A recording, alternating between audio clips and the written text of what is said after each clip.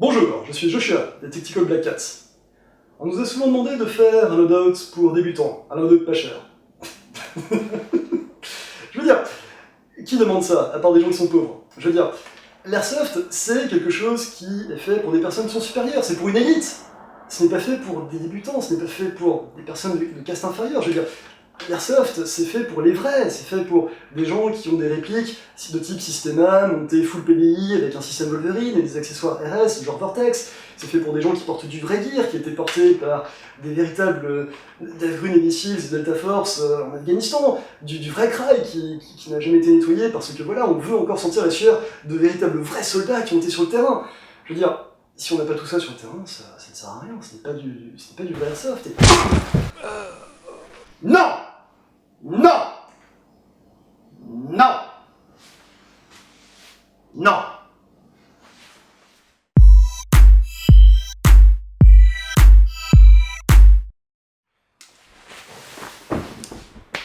Bonjour à tous, vous avez été nombreux à nous demander des détails sur un loadout pour débutants ou un loadout pas cher, ainsi que des informations, des conseils sur la première partie d'Airsoft. Donc voici une vidéo qui devrait répondre à vos questions. Pensez également à vérifier la description de la vidéo, il y aura des liens pour diverses références. Et je pense que ce sera un bon début, effectivement, pour répondre à l'essentiel des questions qu'on a reçues de ce genre-là. Alors, quel est le strict nécessaire pour commencer à faire de l'airsoft? Eh bien c'est simple, il faut deux choses. 1. Des protections oculaires. 2. Une réplique d'airsoft. Et c'est tout, pas besoin de quoi que ce soit de plus. Bon, il y a également des options qu'on va vous proposer, mais de base, les protections et la réplique suffisent amplement. Je vais commencer par les protections oculaires. À l'airsoft, il y a ce qu'on appelle le chip. Le chip, c'est ce qu'on utilise pour désigner les copies de plus ou moins bonne qualité de diverses marques pour les équipements en général, que ce soit le gear, les répliques, les accessoires, etc. Le chip, c'est un bon compromis pour s'équiper pour pas cher, sauf pour les protections oculaires. N'achetez jamais de protection oculaire cheap. Les yeux, on n'en a qu'une seule paire, on n'a pas encore la technologie pour les remplacer facilement, même pas du tout en fait, on n'a pas du tout la technologie pour remplacer les yeux au moment où je fais cette vidéo. Donc si vous perdez un œil, malheureusement c'est définitif. Donc investissez sur de la qualité, prenez une bonne paire de protection oculaire pour faire de l'airsoft. Ne lésinez pas là-dessus, ne prenez surtout pas une copie de basse qualité, ou n'économisez pas en tout cas sur la qualité des protections oculaires. Ne faites pas ça. Par expérience, je conseille les marques ESS et Bollé. Personnellement, j'ai commencé avec un masque Bollé X800, c'est une très bonne qualité de masque. C'est très résistant, il n'y a jamais de problème de buée, il y a beaucoup d'espace entre le verre et le caoutchouc. C'est très confortable à porter, et l'avantage, c'est que pour les porteurs de lunettes, il existe également des masques qui ont une forme spéciale pour accueillir des lunettes de correction classiques. Donc, si vous portez déjà des lunettes dans la vie normale, j'ai envie de dire, vous pouvez porter ce genre de masque supplémentaire dessus, et du coup ce sera juste impeccable pour faire de l'airsoft. Donc voilà, personnellement je conseille ça pour débuter, c'est de la très bonne qualité. Ça a été X800, maintenant il y a des modèles un peu plus récents, X1000 notamment, mais l'idée reste la même. On trouve ce genre de masque pour 65 € dans le commerce, et je conseille sincèrement de commencer avec ce genre de matériel. Ouais. Puisqu'on parle de protection, il y a également les protections dentaires, il y a ce qu'on appelle les masques stalker, des masques grillagés, qu'on met sur le bas du visage. On fait ça maintenant pour pas cher du tout, pour 10 € on peut trouver ce genre de masque. Ce n'est pas vital, mais c'est conseillé. Ensuite, la réplique. C'est la partie la moins facile à conseiller, puisque les répliques, il y en a pour tous les goûts, il y en a également pour toutes les bourses. Si on souhaite quelque chose de vraiment pas cher pour commencer, et néanmoins d'assez robuste, je peux conseiller la réplique avec laquelle j'ai commencé également personnellement, à savoir un G36 de chez Jingong. Ça c'est le modèle K au niveau longueur, il y a également le G36C qui est un petit peu plus court, qui est plus commun maintenant.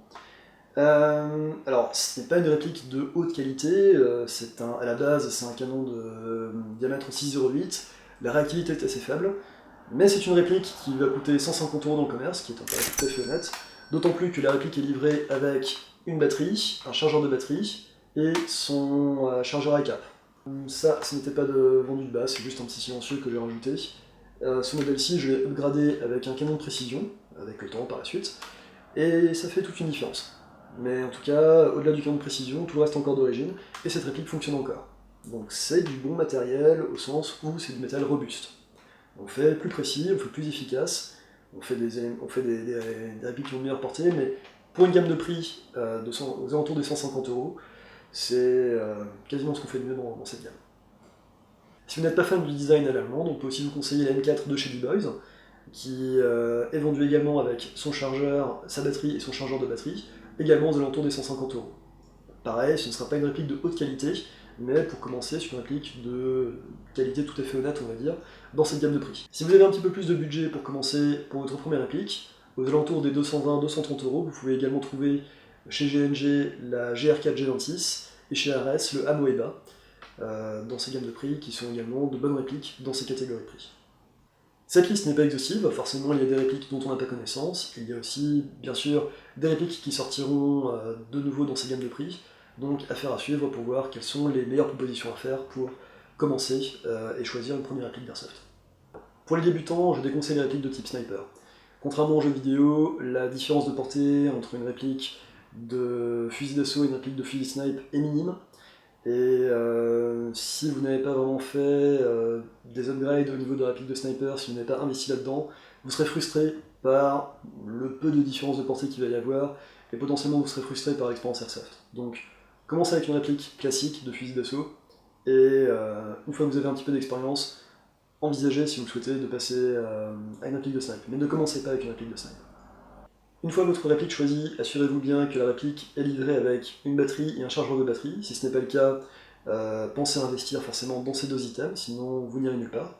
Également pour des répliques d'entrée de gamme telles que celles qui ont été citées, il arrive parfois que ces répliques tapent trop fort, donc assurez-vous de passer ces répliques au chrony, soit au sein d'une boutique, soit auprès des organisateurs de parties, afin de vous assurer que effectivement ces répliques ne tapent pas trop fort.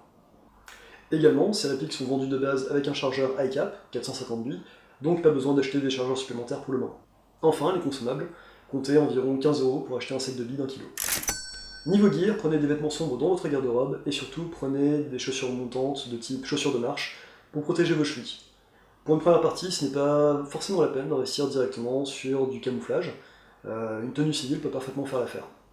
Toutefois, si vous voulez investir dans du camouflage, la solution pas chère, c'est de faire le tour des surplus militaires et de chercher une tenue en camouflage CE. CE pour Centre Europe. C'est le camouflage par défaut des militaires français, donc forcément on va en trouver tout un tas dans les surplus militaires, et c'est très efficace dans les forêts françaises. Le coût, c'est très difficile à dire puisque ça va dépendre directement de la coupe ainsi que de l'état de la tenue, donc à vous de voir en fonction des occasions sur lesquelles vous pourrez trouver dans les surplus. Les gilets tactiques sont quasiment inutiles pour les débutants. Un gilet tactique, ça sert essentiellement à porter des chargeurs supplémentaires, mais comme vous commencez avec un chargeur iCap, c'est pas utile. Ça peut également servir à porter une radio, mais comme vous n'avez pas forcément une team à qui communiquer, ce ne sera pas non plus utile. Ça peut servir à porter des grenades, mais c'est optionnel. Le gilet tactique peut optionnellement servir à porter un backup. Est-ce qu'il faut prendre un backup quand on est débutant? C'est à discuter, c'est une option. Un backup n'est pas vital pour commencer. C'est un bonus, ça peut être pratique quand on joue beaucoup en bâtiment, dans le cas où il y aurait des distances d'engagement très courtes. Donc c'est un choix à faire. C'est également un investissement puisque pour un backup, on va compter au minimum 105 € par exemple pour un Glock KWA, Glock 17 KWA, c'est celui que j'utilise. Mais dans ce cas, pensez également à investir dans un holster, on en trouve environ 30 €, et pensez également à investir dans une sangle pour votre réplique principale, puisque avec un GBB dans une main et un fusil dans l'autre, vous aurez du mal à viser correctement, voire à vous déplacer, donc pensez à avoir une sangle pour avoir le fusil le long du corps et le GBB dans les mains. Et bien sûr, il faut aussi compter une bouteille de gaz pour le GBB. Si on additionne, ça fait un total optionnel à 155 €, ce qui est quasiment autant que la réplique principale. Donc, à vous de voir. Il ne vous reste plus qu'à vous inscrire à une partie. Les inscriptions se font généralement en ligne, soit sur des sites spécialisés comme Wild Trigger, soit sur des forums comme France Airsoft, par exemple. Il faut compter entre 5 et 15 € pour une partie dominicale classique. Il existe encore quelques associations qui font des parties gratuites, donc à voir dans votre région s'il y en a. Au moment de l'inscription, jetez un œil au niveau du dress code. En fonction des organisations, soit vous allez porter un brassard fourni par les organisateurs pour distinguer les deux équipes, soit la distinction sera faite en fonction de la couleur des tenues, en fonction des motifs des tenues. Si vous n'avez pas de camouflage, vous êtes dans ce qu'on appelle par défaut la tenue dite civile. La plupart du temps, les tenues civiles sont bien sûr autorisées dans ce genre de partie, mais assurez-vous effectivement que c'est bien le cas dans la partie à laquelle vous voulez assister.